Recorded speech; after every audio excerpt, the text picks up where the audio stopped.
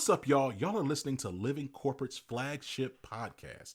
If you didn't know, Living Corporate helps organizations build employee engagement and market trust through data analytics and data transformation, our e-learning platform, and brand marketing storytelling. We're so excited for you to be here today. The conversation you're about to hear is going to connect the dots between employee experience and go-to-market effectiveness. If you're not ready, get ready. Here we go.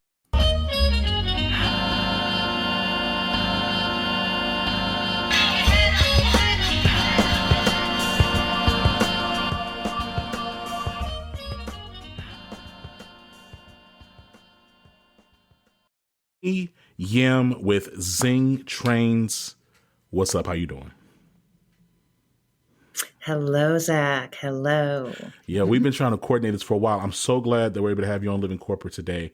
Listen, I want to get right to it because we talk to a lot of different leaders and different people in the employee experience ecosystem. But I don't know if we necessarily talk to folks who are explicitly focused on training, culture, leadership training like this, right? So, I'm gonna have your bio and stuff in the show notes, but let me just give you a second and space just to talk about who is Jenni Yim, what is the organization that you're a part of. I want to talk about this game that you made, but let me just give you some space just to lay it out for our listeners. Okay, yeah. Well, who am I? That's a larger question, but I'll start with what is Zing Train, because we are part of what's known as the Zingerman's Community of Businesses in Ann Arbor, Michigan. And so we're a collection of 11 businesses now, currently. It started with one about 45 years ago, Zingerman's Deli, and they have grown. And instead of duplicating itself, to create other delis, we encourage creating new businesses. So from the deli, there was a bakehouse that started producing bread and pastries. And then as the community started growing, we realized we needed effective training because, you can start a business with two really dedicated founders who interacts with everyone. They got to take a vacation sometime. They got to take, you have to train others. And actually, they were not the ones to develop the training program. It was someone else, Maggie Bayless, who was our founder of Zing Train. What she did is she actually followed our co-founders around because they were having difficulty training other people. They themselves gave amazing customer service, but the translation wasn't happening. This osmosis of just being close to each other was not happening. So Maggie actually just followed them around and observed, like a psychologist behind the scenes, taking notes, watching interactions and saying, and she has this magical skill where she can distill things down into steps. So, all that amazing interaction the co-founders were having, and they would just say, you just be nice and do your thing. She broke it down into 3 steps of giving great service, 5 steps to effectively handling complaints. That is the most requested content we do when we go to outside businesses around the country, sometimes around the country, sometimes outside the country, to share with folks. Because it takes, a lot of times people will refer to it as soft skills. How do we capture these soft skills? But these soft skills are key to keeping a business going. Right? Yeah, so that's kind of where we're at. We do internal teaching with our community of businesses, but Zing Train as its own business largely runs on outside training. So we do public sessions where we sell seminar seats and virtual workshops. And then we also travel to folks and, customer service, but we also do how to training systems, servant leadership as an approach, performance management, how to give feedback, all the good things, Yeah, and it's been quite a journey. So I joined on, actually, I was an hourly staff person. I used to do event support at Zing Train. I was making coffee. They taught me how to make coffee well. And so Ariana Tejas Leon was actually my manager when I was in event support, and she trained me on coffee.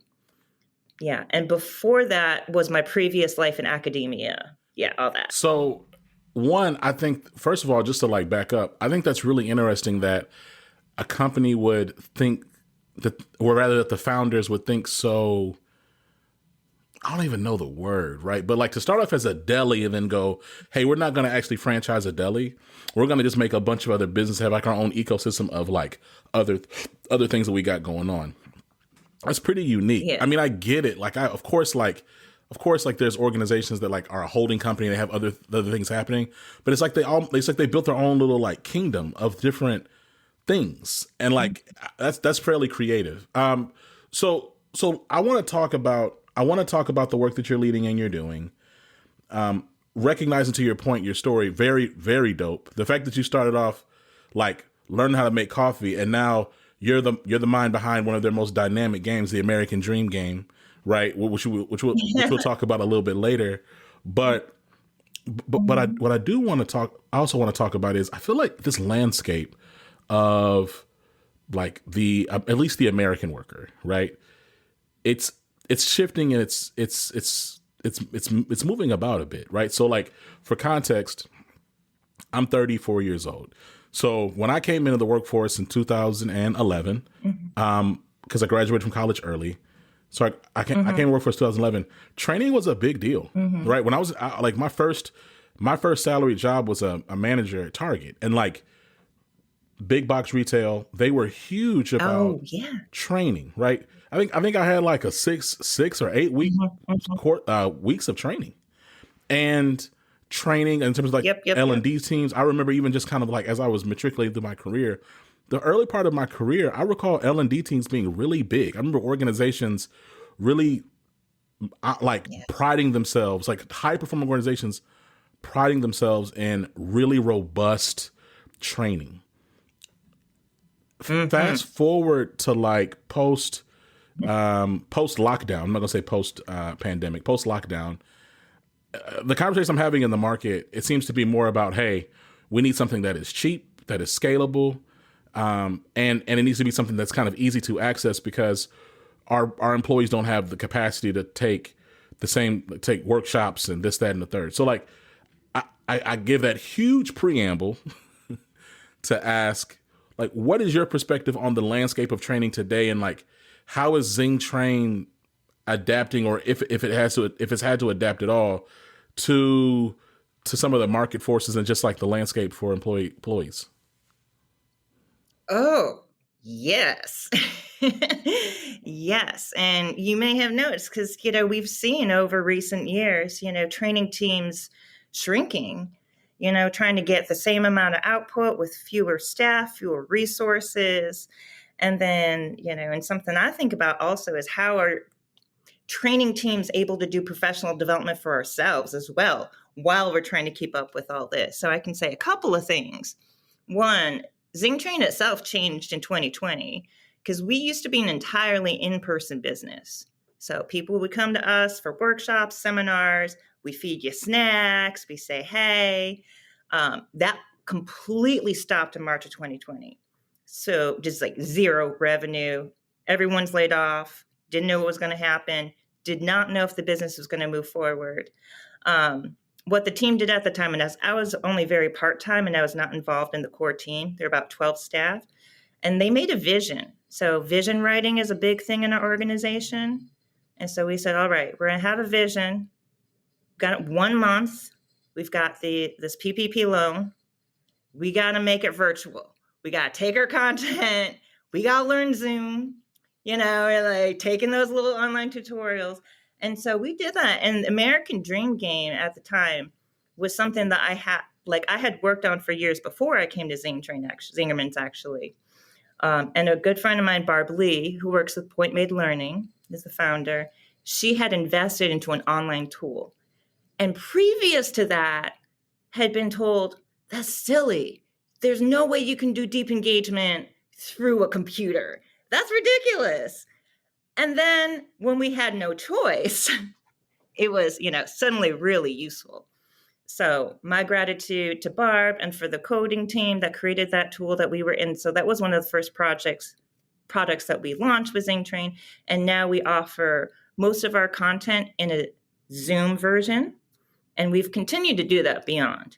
And what we're hearing from a lot of folks, speaking of like state of training today, is a number of folks have reached out to us and said, hey, we realize we have not done any training since 2020. Yeah. It's getting on, right? Nothing, so where do we start? What can we do? And so it's that real pressure of trying to keep a business running, to keep it staffed, and then the idea of taking staff off the floor to do training can be real painful sometimes. Yeah. So it's a hard cycle. And, sometimes customer service can be one thing to start with, but oftentimes it leads to the other questions of like, we have not updated our performance reviews in like 10 years. Right. What can we do? Right. Yeah. I mean, it has me thinking about, so like, I know for us, right? Like I love your story of how you took that content and made it virtual, right? And I think also like pressure is always a great motivator to get things done, right? So like the scenario, or rather the circumstance that you paint, definitely resonates with me. For us at Living Corporate, we've been interviewing people on our podcast network, across our podcast network, since like 2018. So we have like 1,000+ conversations. And I remember early on, probably by like our 100th pod, Jenni, I was like, there has to be value, right, in all of this thought leadership that we're gathering. And if you were to look at our thought leadership library, there probably isn't one that really matches up one-to-one anywhere else, because we're only talking about employee experience,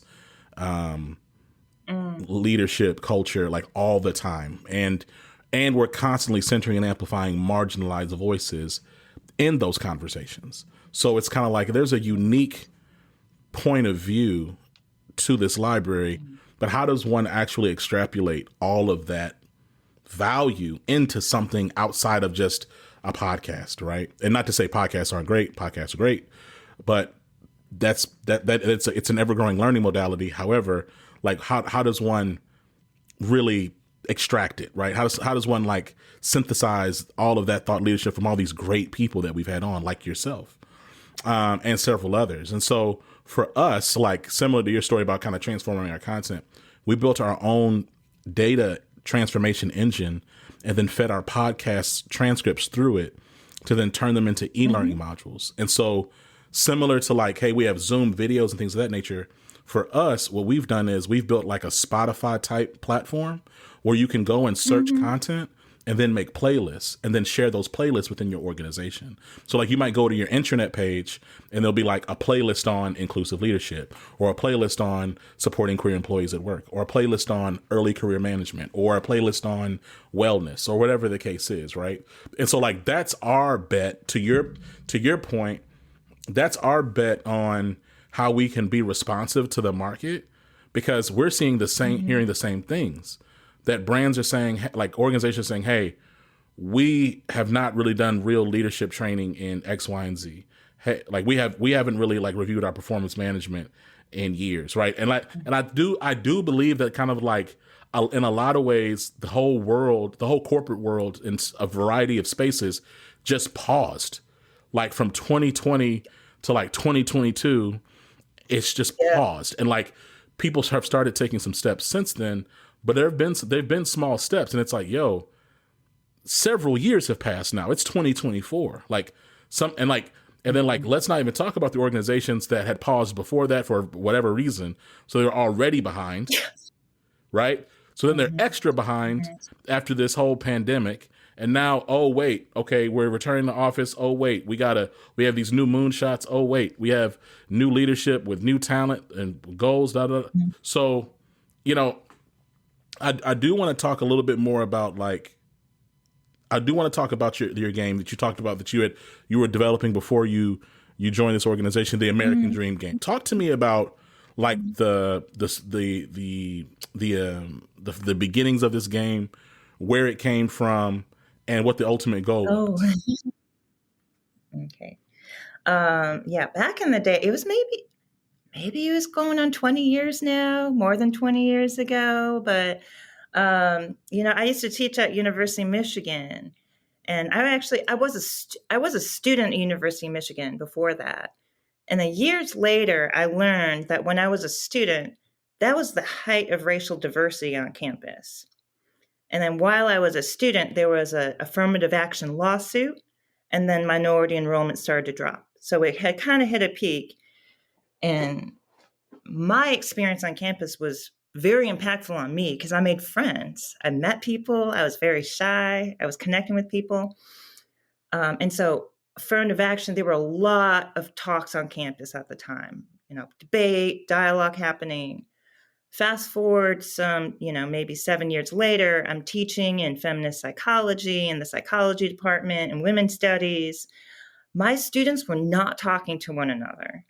But when they would write assignments to me, they would have all this deep, heavy thought, like really open thoughts, like, writing things like, I know I'm an affirmative action, admission. And I know that's how people see me. And I'm like, oh my gosh, but the message wasn't getting across between the students. And I had to recognize that for my students, sometimes 60% of their grade was based on participation. That's just a lot of pressure. Like, what if you say the wrong thing? Like, are you judging us on how much we talk, what we say, my tone of voice, how people respond? We don't know. So I came up with this as a way to spark conversation. And I got to say, it really surprised me. And when I started, it was, I had a box of crayons. I'll tell you what, I got a fellowship for grad school, and a way to reward myself was I got one of those big boxes of crayons with the built-in sharpener. The 96 pack. The 96 pack. Yeah. Off. Yeah. Like, I made it. Yeah. I have dental insurance, and I got my crayons with the sharpener built in. And so, like, that was just like symbolic for me. And I actually used that one night and just like drew a game board on my kitchen table.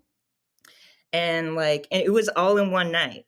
And I just I had some old business cards I used for printing. And so I printed some chance cards. And what I did is I made characters with different social identities. They would play on a game, kind of like the game of life and Chutes and Ladders, a cross between the two. And then you get these scenarios like, you need to use the bathroom. You can easily find a bathroom to use in public, if you're not cisgender, move back one space. If you use a wheelchair, move back one space, And then that starts the conversation, because I loved it when people were like, what are you talking about? That's incredible. And it's the reactions, that engaged folks. So you started it. So you started it really again as a tool to help serve your students, which is beautiful and ironic that you're talking about it was 20 years ago, and yet it's the same challenges that students are having right now. Yeah. And I actually, I'm working on updating some of the content right now, but a lot of the chance cards are still the same. Like, oh, you resemble a suspect in the area and get pulled over by police on your way to a job interview, I'm like, that's still relevant, right. And it's surprising because when we, with Zing Train, did kind of public workshops virtually where it would be a mix of people who did not know each other, who'd show up in this Zoom room. And then we'd have them play this online game together with these messed up scenarios. And then they share reactions. And that's where the dialogue can come out, is when people say, I don't understand why putting a Band-Aid on would be such a big deal in a job interview. And other people saying, think about the color of Band-Aids. Yeah. I didn't even know, like, Jenni, I think that's just, it's interesting. Like when you grow up not being the default, I never in my mind ever thought that Band-Aids were meant to resemble human skin. I just figured that's what Band-Aids were, that's just the color of Band-Aids. You know what I'm saying? I didn't think anything about that. Yeah. And I licensed this game to my friends at Point Made Learning. They do amazing work. When they run these sessions, sometimes they would show a picture of someone with a shaving cut with dark skin and this big white Band-Aid. And then that's when we start talking about stereotype threat and the work of Claude Steele, and how being made to be aware of these expectations can actually hinder your performance. And so that was kind of the idea is, yes, we have all these concepts based on research. Not many people want to read a 25 single space page article, but a lot of people are naturally competitive with board games. It's wild. I did not play board games growing up, so I don't fully understand I it. did. I Yeah. did. So, Okay. Because people are like, yeah, I could definitely see that like being really engaging. I guess my question to you is like, even in this climate, like people aren't calling it like woke or divisive or distracting, like that they're still. I have to say, well, in the past few years, past handful of years, our Point Made Learning, who mostly does, and Zing Train also, we have not been offering this as much. I see. There's been less requests. If anything, people might say they're interested, but they're concerned. What if they get fired? What if one of the participants says something afterwards and it backfires? What if they lose funding? And we've had people who are interested, but they receive some form of state funding who are like, I can't risk it. And you know what's so unfortunate from my perspective about that is the game itself is based on life, right? Like the scenarios you're describing are some of those scenarios apply to me. I mean, I remember walking in to to my job. I was like 23, I think, at the time, or 20.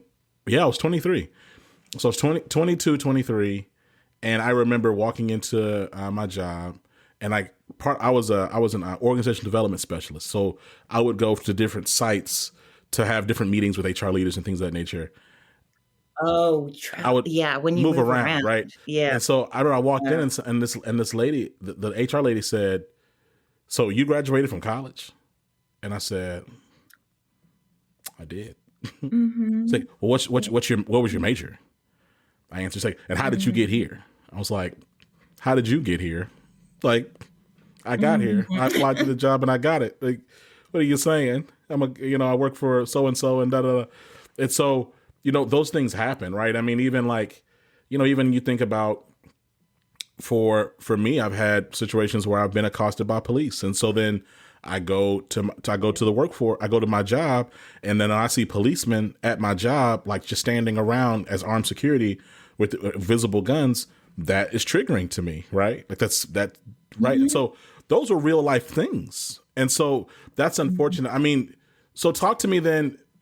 I mean, I get it. Like with the heightened sense of concern and anxiety, I would imagine that I'm not surprised at all that the desire to lean into that sort of work is there. How then are you navigating the landscape today? When you think about the training that you're really focused on and delivering now, what does that look like right now? Yeah. Well, I can give an example of, still our most requested content through Zing Train is customer service. That's, Zingerman's has a reputation of it. And there's a book, The Art of Giving Great Service, that a lot of people read. And that's how they learned about Zingerman's. And then they reach out to us. And so, and sometimes if it's between like a diversity training and customer service can be a lot safer. Yeah. It's quote necessary. We know diversity is also, but inclusion is key, but customer service can kind of broaden that.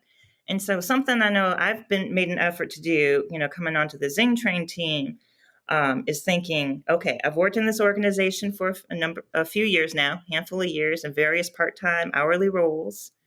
We know how to deliver service, but it can absolutely be presented as inclusive, And so that's what I try to do is like, we're going to do customer service anyways. We can mention things like Zingerman's approach is, in developing the company, the founders really wanted it to be a great place to work.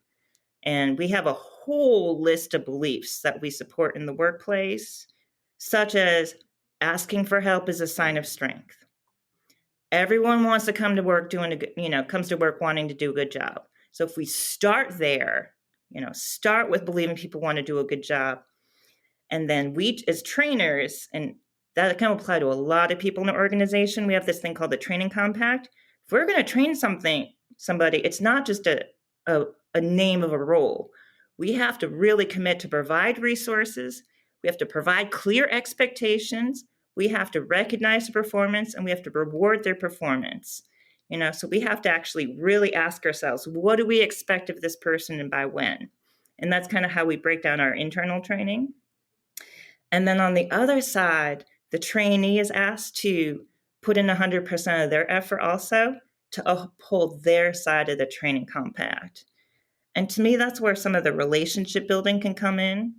Because I know for me, when I've been a trainee, I'm so afraid to ask questions. I'm like, oh, I don't want to seem stupid. I don't want to hold things up, especially if we're in a group training. I don't want to slow people down. But I've learned, and especially as a trainer perspective, those are the opportunities. Because if you miss that, it could really set a trajectory in a different direction. And so there are times, even on a small level, where maybe like 2021, I was working in a call center at Zingerman's Mail Order. I would say that's probably the most challenged I've been in working in an actually diverse environment, because, before that I was like in an ivory tower, like reading and writing about it. And this was like, oh, people are here. People of all ages and all backgrounds. Oh my gosh. And we got to work together and figure this out. But I would ask people to practice asking me for help. So if I was shift leading, I don't want the first time someone asks me for help to be when it's really serious. So I'd be like, let's practice. You don't know where the stapler is. Ask me where the stapler is. Let's practice. Let's break this out. And same with feedback. Yeah.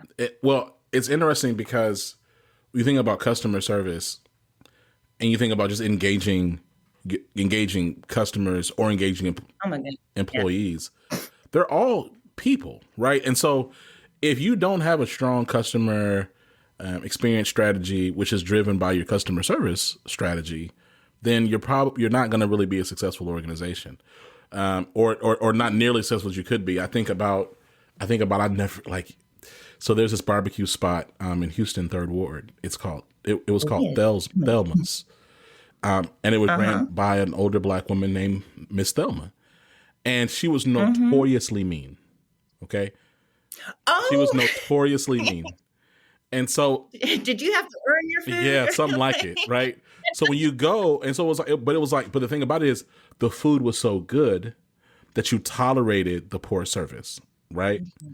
But at one point though, her restaurant closed, her building shut down because it was something about there was just some bad financial management. She actually didn't own the land or the building, and she became behind on her rent, and so she lost the building, and she kind of faded away.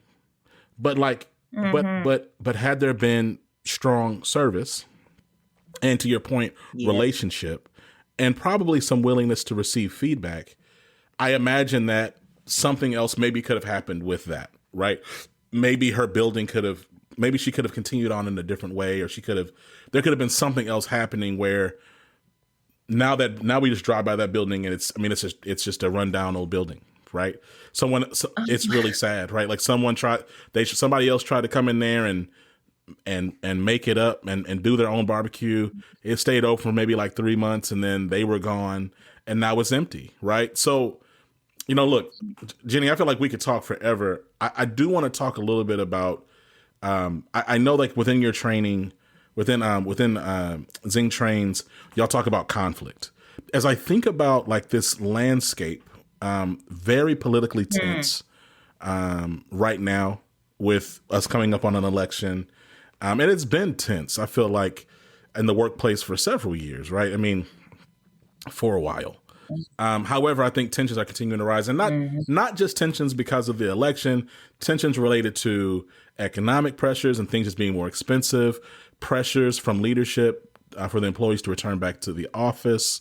And then also like organizational restructuring where leaders are saying, hey, look, if you're going to stay remote, you're not going to be able to progress, right? So putting limiters on career progression tied back to their ability to move and or be more present physically in the office.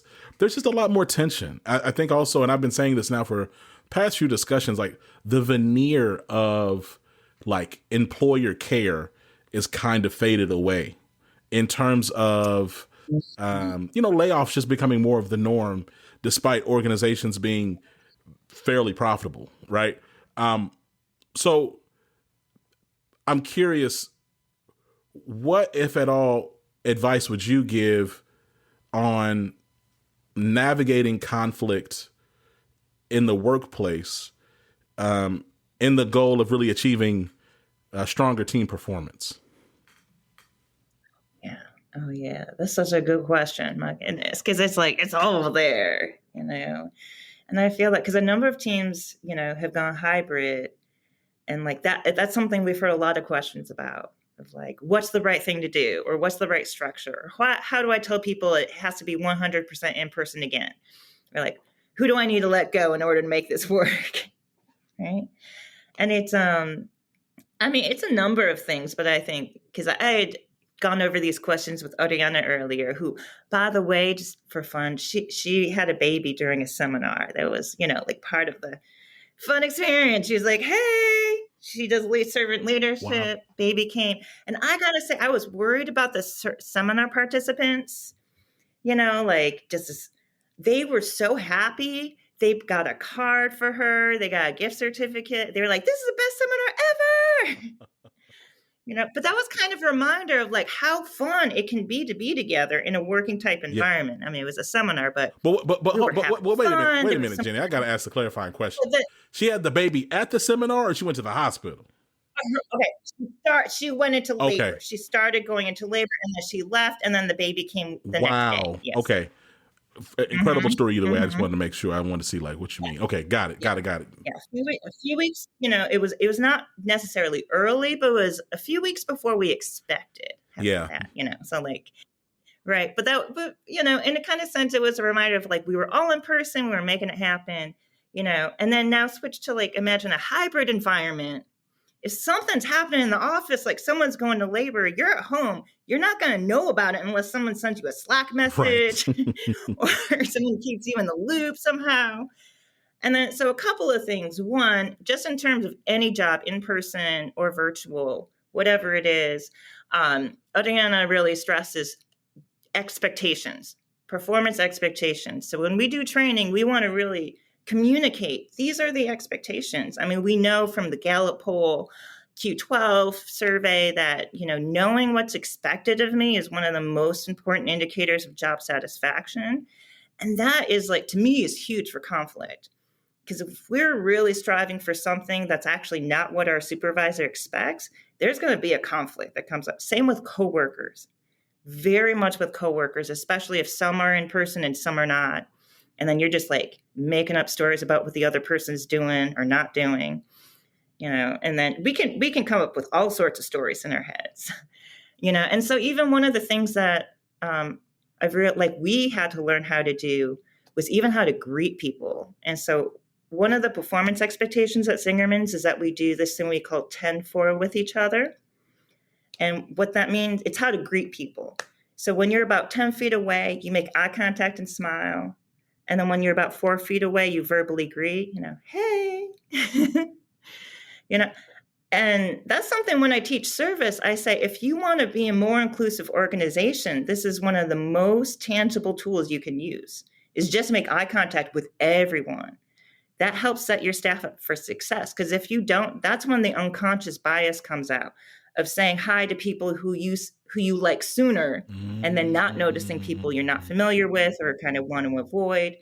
And I'm like, okay, maybe you're not doing straight up D&I training, but if you want to be more inclusive, just train your staff to make eye contact. Because a lot of people say, how do you hire such friendly people at Zingerman's?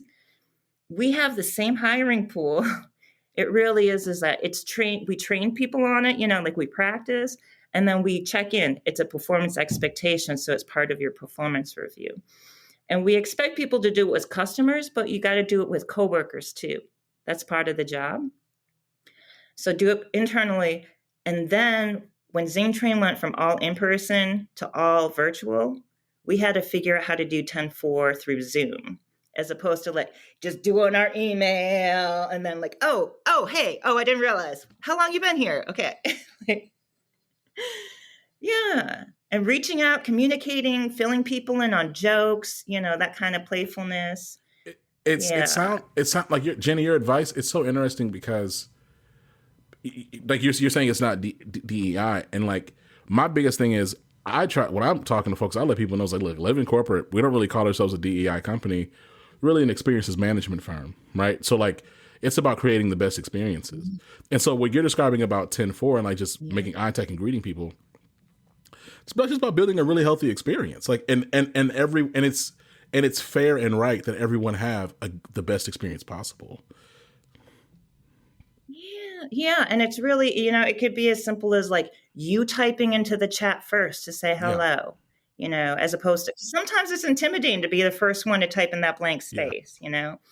It could be any kind of acknowledgement, right? But then also for conflict, if we have practice communicating, like, through any kind of conflict scenarios, like I want to have practice on that before it gets to the really big things, the things that can really impact our Yeah. organization, something, that really might be relevant to our values, like let's have some practice and have some beef about, like, I don't know, what kind of snacks we choose for the get together, or what color paper we're going to use for this event. Like I want to practice those things out, and I encourage people to, because I know when I do, I get uncomfortable and I sweat, but I know like I need to get that out. Sure. And so actually one of the things we encourage people to do is like, we teach this courageous conversations content where we encourage people to go direct. So if you're ever talking to a coworker at Zingerman's and say like, oh, so-and-so, like someone else, they were doing this, the expected response is supposed to be, well, Zach, what did they say to you when you went direct and talked to them about it? And then you're supposed to say, ooh, no, put you in your place. It's a reminder. But then we also encourage people to use each other to practice before courageous conversation. So if I'm nervous about going to talk with someone, maybe I can reach out to you, Zach, and say, hey, can I like practice this out with you? And maybe I'm worried that they're going to like shut me down, or maybe they're, and then you could even practice that and be like, pretend to shut me down and let me go. There's an assumed degree of like personal, of self-awareness and accountability and emotional maturity in your model though, which I think is dope, because I think what it does is that naturally refines your talent, and it also refines your talent pool, right? Because the people that can't practice those things or be willing to try and grow in those things probably aren't going to be a fit. But they're all very reasonable things to do, right? So that's incredible. Jenni, look, I appreciate your work. I'm so glad we're finally able to sit down and talk. Before we let you go, where can people learn more about Zing Trains, about you, about the work that you're doing, and anything else you'd like to plug? Here's your space. Okay, yeah, zingtrain.com. Hit us up. You can also reach us at Zing Train at zingermans.com. But we do private training. We go out to folks. You can sign up for our virtual workshops. The other shout out I will give is to my friends at pointmadelearning.com. They have a number of amazing series if you want to go into a more D&I focused type area.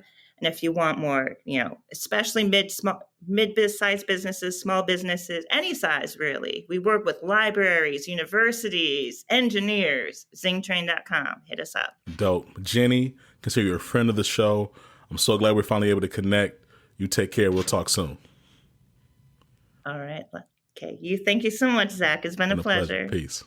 Take care. Bye. Living Corporate is a podcast by Living Corporate LLC. Our logo was designed by David Dawkins. Our theme music was produced by Ken Brown. Additional music production by Antoine Franklin for Musical Elevation. Post-production is handled by Jeremy Jackson. Got a topic suggestion? Email us at livingcorporatepodcast@gmail.com.